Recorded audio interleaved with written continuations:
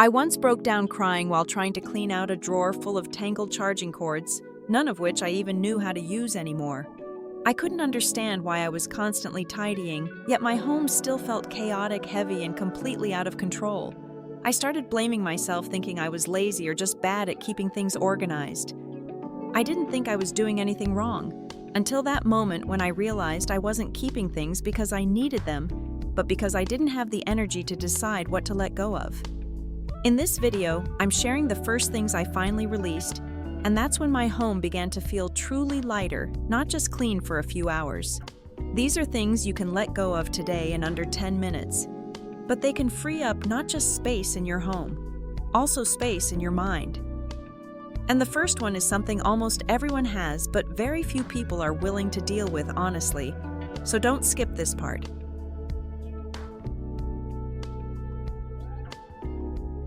The first place I started was that messy corner, near the entryway.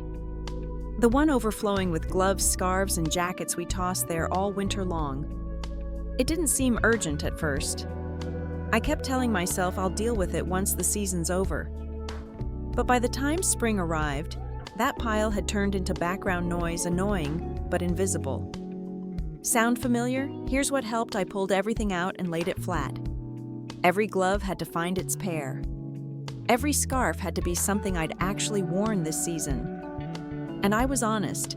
If I didn't wear it even 3 times this winter, it didn't earn a place in my storage bin for next year. One example, I had a beautiful olive green wool coat I'd convinced myself was a forever piece. Except I didn't wear it once, not because I forgot, but because every time I tried it on, it felt too stiff, too heavy, too not me anymore. It had quietly become closet decor, so I let it go. This kind of decluttering isn't just about making room, it's about reclaiming mental clarity. Because when you keep reaching past the same jacket you never wear, it's not just taking space, it's taking energy. And what's wild is sometimes it's not the obvious clutter that makes your space feel chaotic or cheap. It's the little extras we stop noticing, but they quietly downgrade the whole room. Tomorrow I'm walking you through exactly those hidden things, the ones that seem harmless, but are actually making your home feel more cluttered and less elevated. You won't want to miss it. Now let's move to the next thing that silently drains your space, and you'll find it tangled in one of your most used drawers.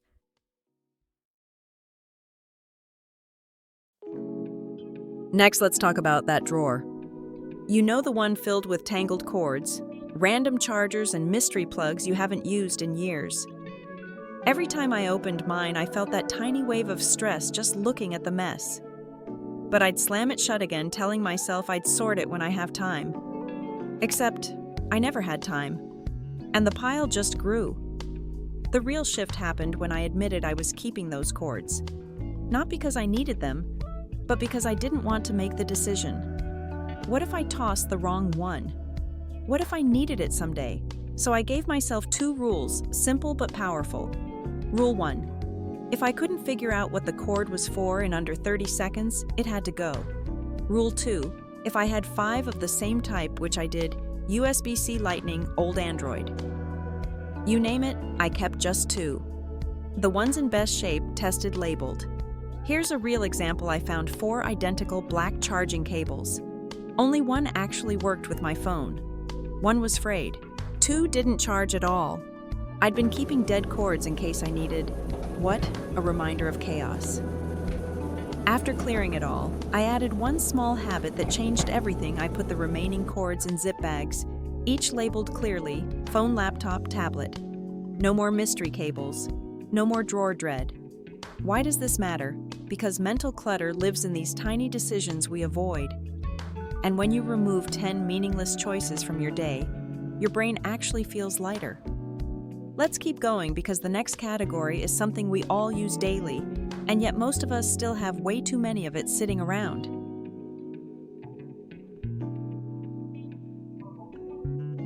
Next, don't skip your bags, because this is one of those areas where clutter hides in plain sight. At first glance, a shelf full of handbags doesn't look like a problem. It can even look put together. But if you're honest, you already know the truth. No matter how many bags you own, you keep reaching for the same 1 or 2. That was me. I had bags for work, bags for events, bags I thought I might use one day. Yet every morning I grabbed the same crossbody, over and over. The rest just sat there quietly collecting dust and decision fatigue.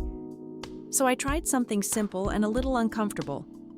I pulled every bag out and asked one grounded question: which of these do I actually trust in my real everyday life, not the life I imagine having, the life I'm living right now? I realized I only needed two. One everyday bag that fits my essentials without overwhelming me, and one backup bag for nicer occasions or different seasons. That's it. Here's a real example. I let go of a structured tote I'd bought because it looked grown up. But every time I used it, it felt heavy, awkward, and never quite right. I kept it because it looked good on a shelf, not because it worked for me. Once it was gone, my mornings felt easier. I stopped standing there debating. This matters because bags don't just hold items, they hold mental load. Every extra bag is another version of you're trying to keep up with. And you don't need that pressure. Once your bags are simplified, you start noticing the same pattern in another area, something you wear but secretly avoid every time you need it. And that's what we'll look at next.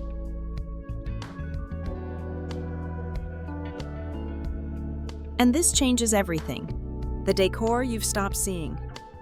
Not because it's ugly, but because it's been there so long your eyes just pass over it.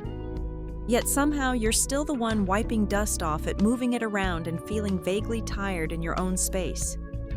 That was me with my shelves. They were full candles frames, little objects collected over the years. Nothing was wrong with them. But when I looked closely, I realized I wasn't enjoying them anymore. I was just maintaining them. So I tried something that felt scary but simple. I took everything off, every shelf, every surface. I lived with the empty space for a full week. At first it felt strange, too bare, like something was missing. But by day 3, I noticed something important. I felt calmer walking into the room. My eyes had a place to rest. Here's what surprised me most: there were pieces I genuinely missed: a small photo, a ceramic bowl that still made me smile. And there were many things I didn't think about once.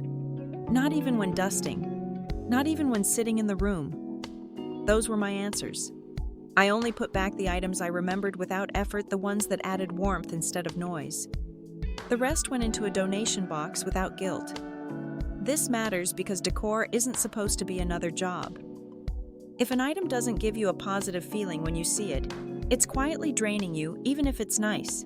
And once you let go of decor that no longer reflects who you are now, it becomes much easier to face the next category: the things you keep only because they once felt like a good deal.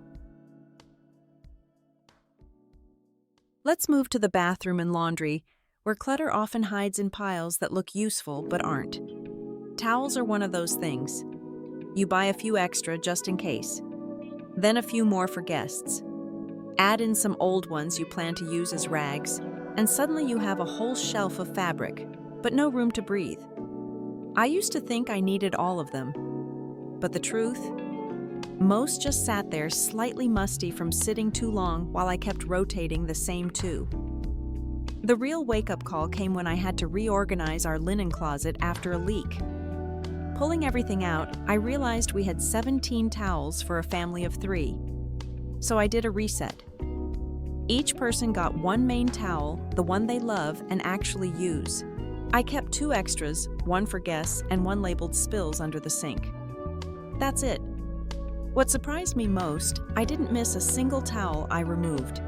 In fact, it made laundry easier. Shelves are easier to fold. And best of all, that quiet sense of calm every time I opened the cabinet and didn't see towels stuffed to the brim. Decluttering towels isn't about minimalism. It's about ease.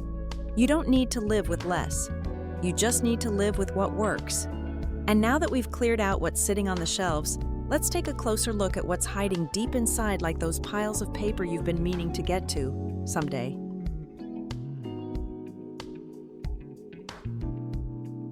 Now let's look at the things you got for free, but pay for daily in clutter and stress. We all have them: the free mugs, the clearance bin finds, the "this might come in handy" items picked up from a friend or the curb. They felt like they were winning at the moment. But now, they just sit there quietly taking up room and adding noise to your space. I used to be that person.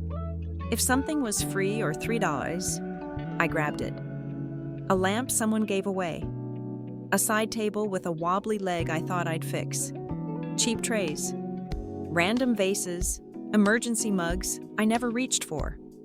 But here's the truth. When you bring something into your home just because it was cheap or free, you're not adding value. You're adding weight. And when I started asking one question, everything changed. Would I bring this home today exactly as it is if I saw it right now in a store? For most items, the answer was no, not even close. So I let them go, no guilt. Because that version of me was trying to be resourceful. And she was. But this version of me is trying to be intentional. And that requires different choices. It's okay to outgrow things you once needed. What matters is that you don't let those old decisions shape how your home feels today. Once you've released the weight of what was a good deal, you're ready to face something bigger, the piles of paper that feel important, but mostly just make you want to shut the drawer again. Let's look at those next.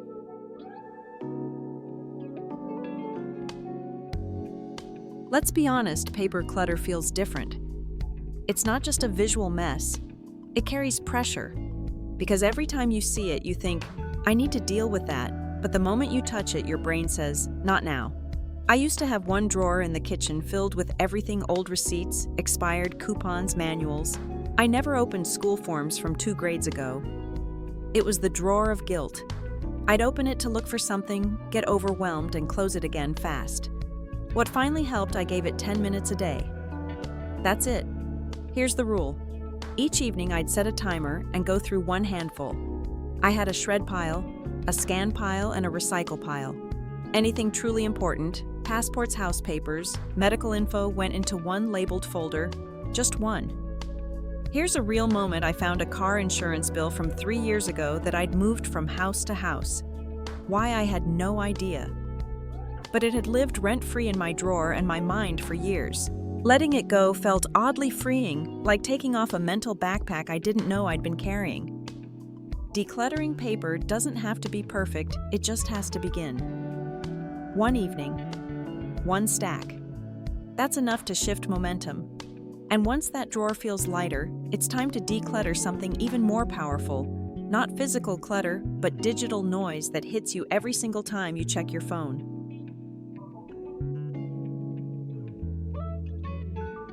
Let's go into the kitchen, where clutter often wears a disguise. It doesn't always look messy. In fact, it can look shiny, modern, and full of potential. Especially when it's a kitchen gadget you bought with the best intentions. We've all done it. Bought that blender because we were going to make smoothies every morning. Or the air fryer. Or the juicer. Or the cute little ramekins for desserts we might make one day. But what happens? It gets used once, maybe twice. Then shoved to the back of a cabinet for later. Here's the shift that helped me. I stopped asking, do I want this, and started asking, when was the last time I actually used it? If I couldn't remember, or if it had dust on it, it was a clue. I wasn't in denial. I was just done with that season of life, and that's okay. One example, I held on to a mini waffle maker I used exactly once. It was adorable. It made heart-shaped waffles. It also made me feel guilty every time I saw it. So I donated it to a friend with kids who now uses it weekly. Letting go doesn't mean wasting, it can mean passing joy to someone else. Why this matters? A cluttered kitchen isn't just hard to clean. It's emotionally loud. Every tool you don't use is a quiet reminder of the version of yourself you thought you should be. Decluttering these items is like telling yourself, I'm allowed to cook simply. I'm allowed to change. And from here, we shift from physical things to something sneakier, the digital clutter quietly overwhelming you every single day.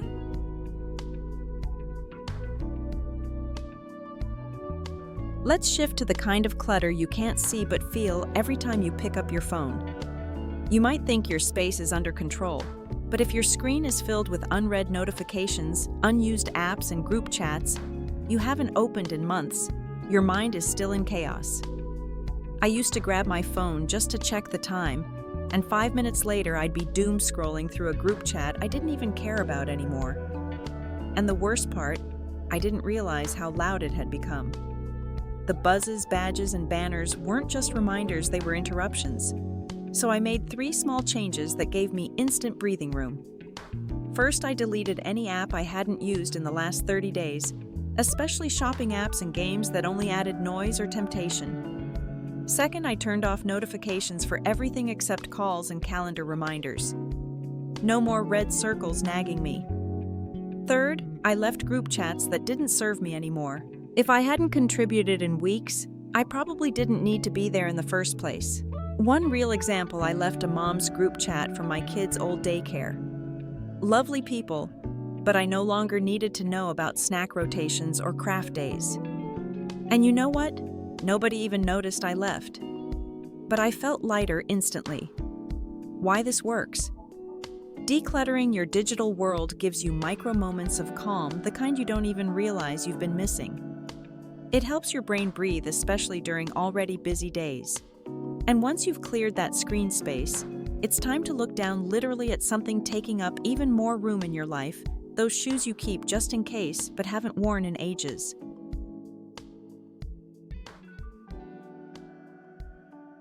And of course, the shoes you never wear. The pair that pinches your toes. The heels you wore to that one wedding. The flats that don't quite match anything anymore but were expensive, so you keep them, just in case. I've been there. I had a shelf full of what-if shoes. What if I need formal black heels? What if I suddenly want to wear glitter sneakers again? And yet, week after week, I reached for the same 2 pairs by the door. Comfortable, reliable, me. What helped shift my mindset was this simple truth. If I haven't worn them in the last 6 months, and they're not seasonal, I probably never will. So I laid out every pair I hadn't touched lately, and asked if I saw these in a store today, would I buy them again? That one question gave me more clarity than any organizing video ever had. Here's what I noticed. The ones I kept out of guilt because they were pricey. They made me feel stuck. The ones I kept just in case I didn't even like them. The ones I wore often. They were worn in, not worn out, and worth making space for. Letting go of shoes isn't just about closet space. It's about decision fatigue. Every item you don't wear is another maybe your brain has to walk past every day. And those maybes add up. When your closet only holds what fits your life, now getting dressed becomes easier. It's not about having less. It's about having what works. And now that we've cleared the ground beneath us, it's time to lift something heavier, the invisible weight of projects you meant to start, but never quite did.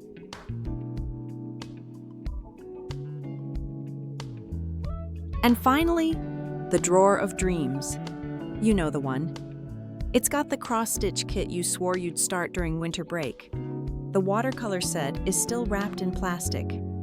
The fabric you bought 2 years ago to sew your own tote bags. Every time you see them, there's a tiny pang, not guilt exactly, but wait. These items don't just take up space, they hold unfinished versions of you. And they whisper things like, you never follow through or you're wasting potential, which isn't fair. Life happened. You got busy. Your energy shifted. And that's okay. Here's the shift. Instead of keeping every idea alive forever, I gave myself permission to choose one. I pulled out all my creative clutter paints, glue guns, unfinished journals, and made 2 piles. One was yes, a project I still felt excited about. Just one. The other was maybe later, which passed it on. I offered supplies to a neighbor, donated some to a school art room, and let the rest go. One real shift, I kept a mini embroidery hoop and gave away the rest. The result, I actually finished that one hoop and felt proud, not pressured. Decluttering these someday projects isn't giving up on creativity. It's protecting your energy. When your space only holds what you're truly ready for, you stop feeling behind and start feeling present. And if you've made it this far, you're probably ready for something deeper.